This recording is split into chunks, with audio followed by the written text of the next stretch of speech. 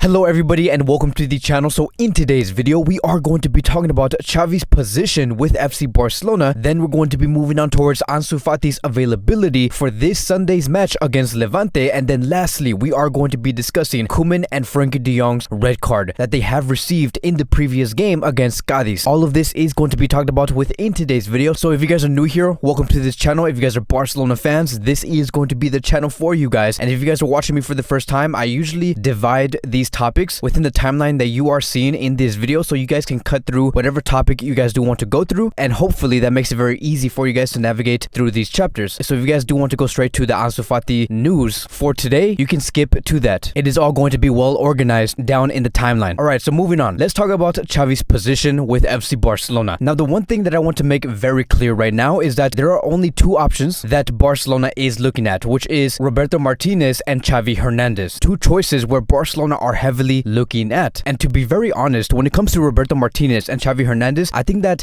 if you are putting Roberto Martinez right next to Xavi Hernandez on becoming the coach of FC Barcelona, that is almost a disrespect. And the reason why I'm saying that is because, are you really going to tell me that you are willing to put Roberto Martinez next to Xavi, a ex-player and a coach who has all the experience in the world on how he won the World Cup, on how he won the Champions League, and how a team can play together? Do you really think these two coaches correlate to each other? Xavi is the real winner between these two. Xavi is the one with the most experience, and he especially the only one that is very familiar on how to make Barcelona a team that can play together, a team that can dominate the ball. That is what Xavi is all about. Now, I'm not saying that once Xavi comes to Barcelona, he is going to be a winner. He's going to turn this team and win 3 Champions Leagues within 3 years and win 4 La Ligas within 4 years. I'm not saying that, but what I'm saying is this: Xavi Hernandez becoming the coach of Barcelona would be considered as the first step towards bringing the identity back to Barcelona, because that is what we do want. That is what us Barcelona fans do want, is the fact is to see this Barcelona club have an identity, to be able to fight against the opposition. And even though we lose against these oppositions like Bayern or PSG, we are going to be giving in a real fight, and that is all we ask for. And Xavi Hernandez is that man in order to make that happen. But now moving on towards the real updates, and this is what Fernando Polo had to say about Xavi's position. So as of now, Jong Laporta has put aside his denial for Xavi Hernandez. He is introducing and is more open towards bringing this man in to this club, and that is only because there has been executives within the club that have been trying to convince Jong Laporta and inform him on why Xavi Hernandez is that man to take over the manager job. What they're basically saying is this, and this is according to the reports. They're basically stating that, look, we understand that Xavi Hernandez is someone coming from La Masia. We understand that he has won many trophies with Barcelona and the Spanish national team, but that is not the reason why many of us do want to bring Xavi Hernandez to this club. The real reason why we want to bring him in is because he is someone that can stick to the style of play that Barcelona should be having. He is someone that would be very loyal towards the 4-3-3, not because he is simply a legend of Barcelona. So that is basically what the executives have been trying to inform towards Joan Laporta. And so as of now, according to Javi Miguel, he has stated that there hasn't been any official contacts incorporated coming from Barcelona to Xavi Hernandez. There hasn't been any calls, no negotiations, nothing. And I'm honestly very surprised to hear this, to know that Barcelona has not called Xavi yet. Like, what is taking so long? Like, what is making Joan Laporta hesitate so much on bringing Xavi Hernandez in? The only reason I could think of on why Barcelona is taking so long to replace Ronald Koeman is because maybe right, this is just me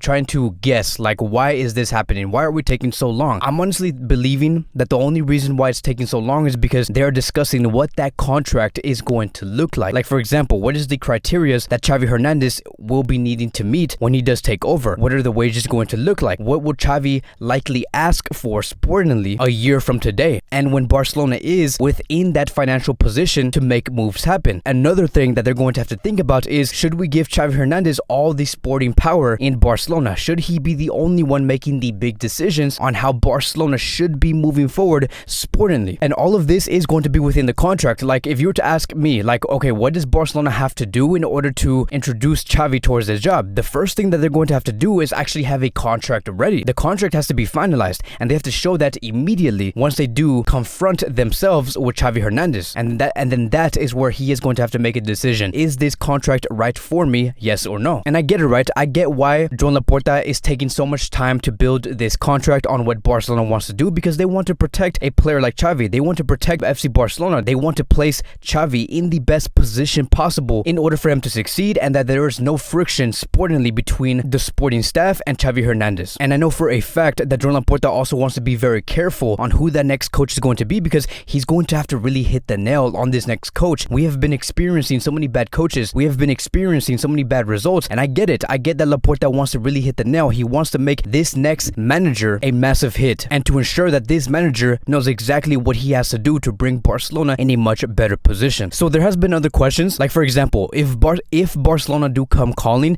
is Al-Sadd going to make it difficult for Xavi to move away from that team? Well, it has been stated that Xavi Hernandez has a contract where it does not have a Barcelona clause. This new contract that he has received this year, it has no clause regarding Barcelona and how if Barcelona were to come calling for Xavi Hernandez, he would be able to move immediately. That clause does not exist in his current contract. But it has also been said that from the people around him, they have stated that Al-Sadd are going to make it very easy for Xavi Hernandez to move away from Al-Sadd. Al-Sadd are completely fine with making Xavi and Barcelona negotiate, reunite, make Xavi go back to that club, and that is it. And it has also been said that in the final negotiations, they decided to not put a Barcelona clause. I don't know for what reason, but there is a release clause where we do not know the exact figures yet, but Barcelona is going to have to pay a certain amount in order for Barcelona to let Xavi go from Al-Sadd. But it has been said that this fee, whatever Barcelona has to pay coming from that contract, it is going to be a very low fee, which is almost basically for free. And that is basically it. That is where we currently do stand with Xavi, Barcelona, Joan Laporta, and Al-Sadd. And the last report that I do want to give out is going to be this. If Xavi were to be chosen as the next coach of Barcelona, he will be accepted to train without any immediate high demands, which basically means that he will not be asking for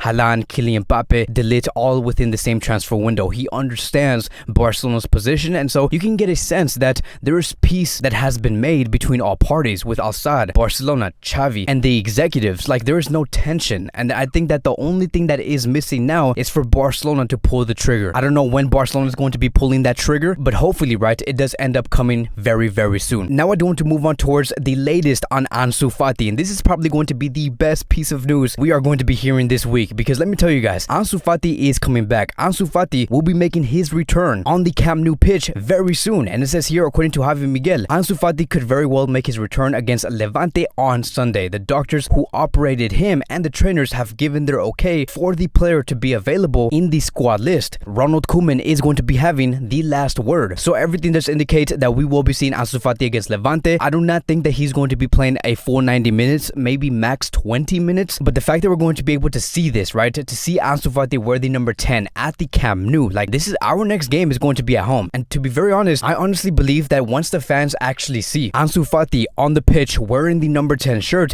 it is going to be strange just for a second, right, because many were so used to seeing Messi wear the number 10, but Ansu Fati will be wearing the number 10 shirt on Sunday, and the fans are going to be there to witness the whole thing, because we have to remember that Ansu Fati is going to be looked at as a leader of Barcelona. Like, he's not going to be just that little kid that everyone once knew, and the club did not force Ansu Fati in this position. Ansu Fati asked to be in this position. He wants to be looked at in this way. He is accepting the challenge. So once we do get official confirmation that Ansu Fati will be within the squad list against Levante, we are going to be talking about it here in this YouTube channel. And now lastly, I do want to give my updates on Ronald Koeman and Frenkie de Jong. Now, before anything else, this referee that we saw, the way that he was refereeing this match, it was a disgrace, right? I honestly think that this is the worst referee we have seen in a while. But now it is official when it comes to Koeman and Frenkie de Jong. Ronald Koeman has received a 2-game suspension. He will not be in those 2 games, which will be against Levante and Atletico Madrid. So whatever does happen in those 2 games, Barcelona is going to have to show up. As for the game against Levante specifically though, because we're not going to be having Frenkie de Jong in that match, what does that mean? Could we see chances coming from Riqui Puig now that we know that Pedri and Frenkie de Jong are not going to be there? Like, I don't know when was the last time we have not seen Frenkie de Jong and Pedri not play within the same competitive match. I do believe that this will be the first time where we have not seen these 2 players in a competitive match. Like, I have no idea what that midfield is going to look like, but hopefully against Levante we get to see a midfield of Busquets, Xavi, and Riqui Puig. If we can see a midfield like that, many of us are going to be very, very happy. But as of now, we're going to have to get through this without these 2 people being on the pitch at the Camp Nou on Sunday night. Barcelona are going to have to get through this, and we're going to have to achieve the 3 points in whatever way possible. But that is going to be wrapping up today's Barcelona daily news. Thank you guys so much for watching. If you guys are new here, welcome to the channel. Please like, subscribe, comment, and I will see you guys in the next video.